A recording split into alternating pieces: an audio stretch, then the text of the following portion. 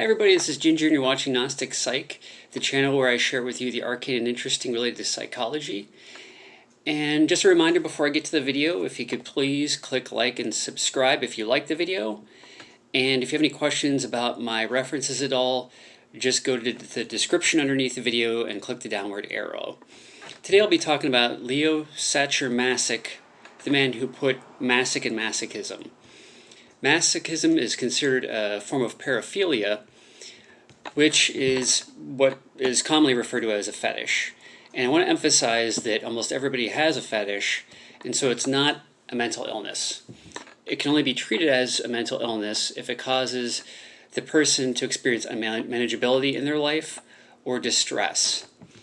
Now, basically a masochist is a person who experiences sexual arousal while being beaten, whipped, humiliated, tied up.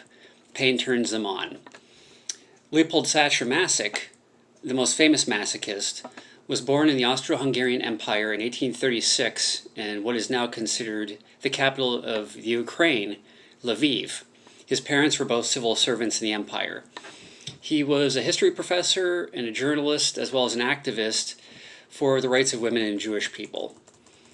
Sacher-Masoch wrote books of short stories related to various ethnic and national groups in the culturally diverse Austro-Hungarian Empire of the day. However, his fame came when his novella, Venus in Furs, which was published in 1870, was released. It is about a man named Severin who willingly enters a relationship with a noblewoman named Wanda von Dunyev, his Venus, whereby she wears furs while she whips and beats him as her slave.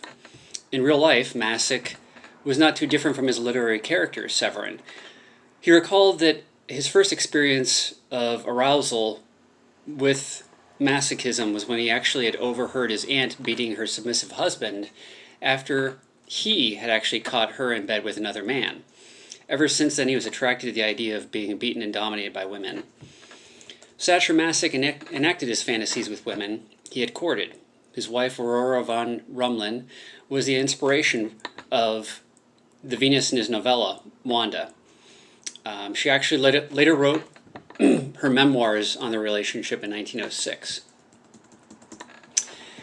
Richard von Krafft-Ebing, who you may remember from my video about Psychopathia Sexualis, had actually used his name, or part of it I should say, Masoch, in order to come up with the term to describe sexual arousal from submission, pain, and humiliation masochism. Though Ebing had no ill intention towards Sacher-Masoch with using his name, it, however, had caused Sacher-Masoch to be pretty angry about the whole thing, since it was at that time a sexual pathology, and by using a term based off of his name, he felt that he himself was being linked to sexual pathology. Interestingly enough, he actually experienced mental deterioration beginning from the 1880s until his death in 1895, where he actually had passed away in a mental asylum in Mannheim, Germany. However, the novella lives on.